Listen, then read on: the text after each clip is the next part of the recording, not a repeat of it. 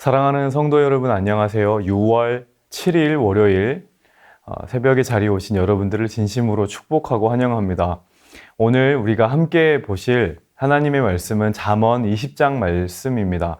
잠언 20장 1절에서 15절까지의 내용을 먼저 드라마 바이블로 함께 듣도록 하겠습니다. 포도주는 거만하게 하는 것이요 독주는 떠들게 하는 것이라. 이에 미혹되는 자마다 지혜가 없느니라. 왕의 진노는 사자의 부르짖음 같으니 그를 노하게 하는 것은 자기의 생명을 해하는 것이니라. 다툼을 멀리하는 것이 사람에게 영광이거늘 미련한 자마다 다툼을 일으키느니라. 게으른 자는 가을에 밭 갈지 아니하나니 그러므로 거둘 때에는 구걸할지라도 얻지 못하리라. 사람의 마음에 있는 모략은 깊은 물 같으니라. 그럴지라도 명철한 사람은 그것을 길어내느니라. 많은 사람이 각기 자기의 인자함을 자랑하나니 충성된 자를 누가 만날 수 있으랴. 온전하게 행하는 자가 의인이라. 그의 후손에게 복이 있느니라. 심판 자리에 앉은 왕은 그의 눈으로 모든 악을 흩어지게 하느니라. 내가 내 마음을 정하게 하였다. 내 죄를 깨끗하게 하였다 할 자가 누구냐. 한결같지 않은 저울추와 한결같지 않은 되는 다 여호와께서 미워하시느니라. 비록 아이라도 자기의 동작으로 자기 품행이 청결한 여부와 정직한 여부를 나타내느니라. 듣는 귀와 보는 눈은 다 여호와께서 지으신 것이니라. 너는 잠자기를 좋아하지 말라. 네가 빈궁하게 될까 두려우니라. 내 눈을 뜨라. 그리하면 양식이 족하리라. 물건을 사는 자가 좋지 못하다 하다가 돌아간 후에는 자랑하느니라. 세상에 금도 있고 진주도 많거니와 지혜로운 입술이 더욱 귀한 보배니라.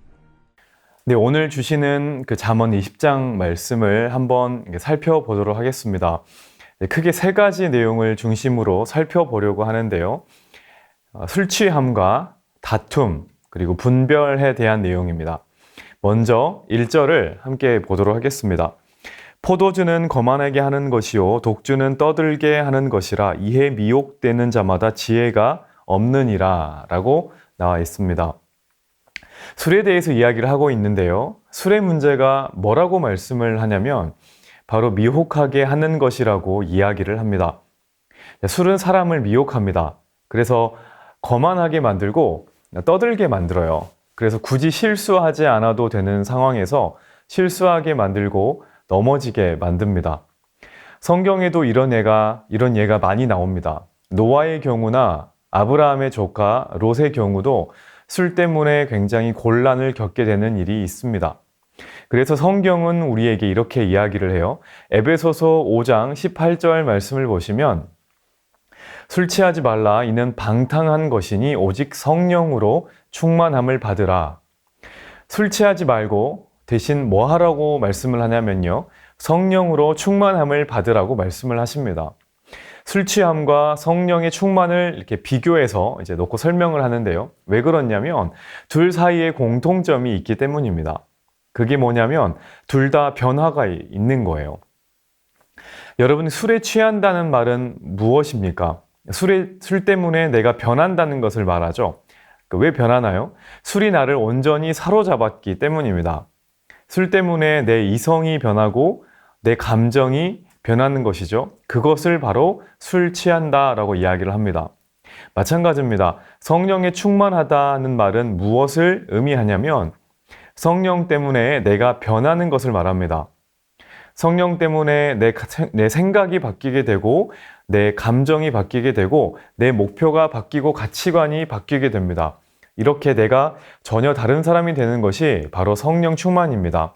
근데 참 재밌는 것은 이 변화는 나는 잘 몰라요.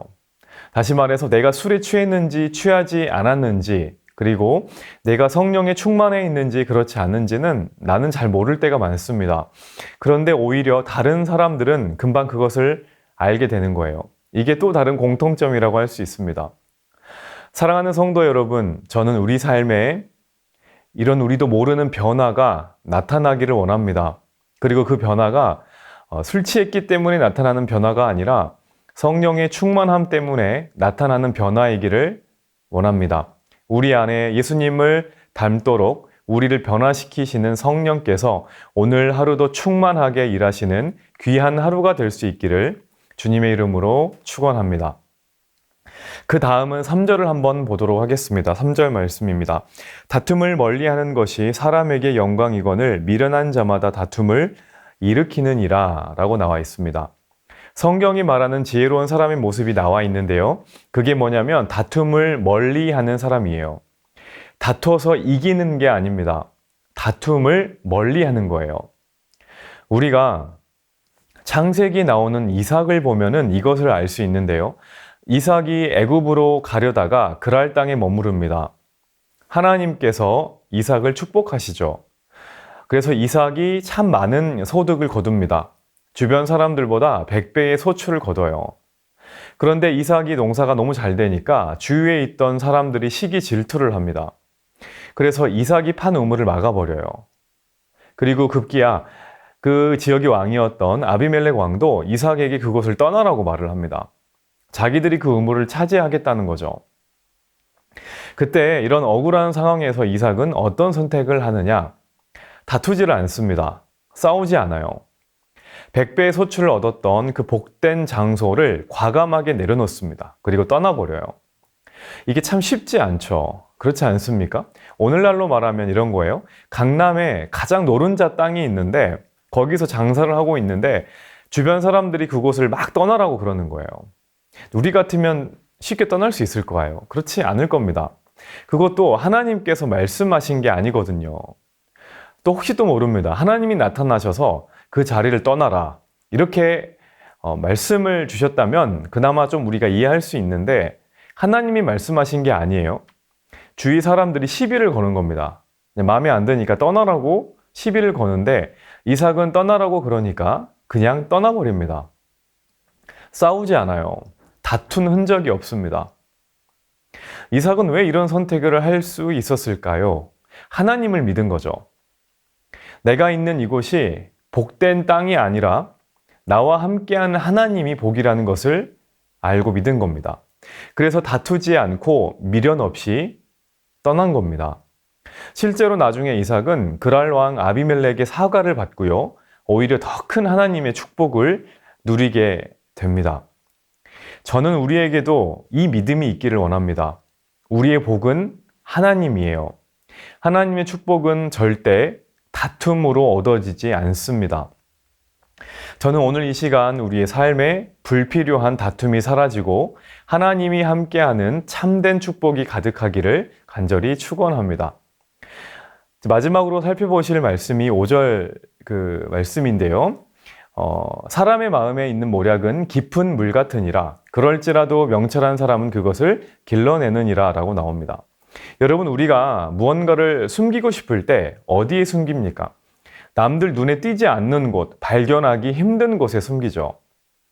그래서 옛날에는 무언가를 숨기고 싶을 때 깊은 물 속에 그 물건을 던졌다고 해요.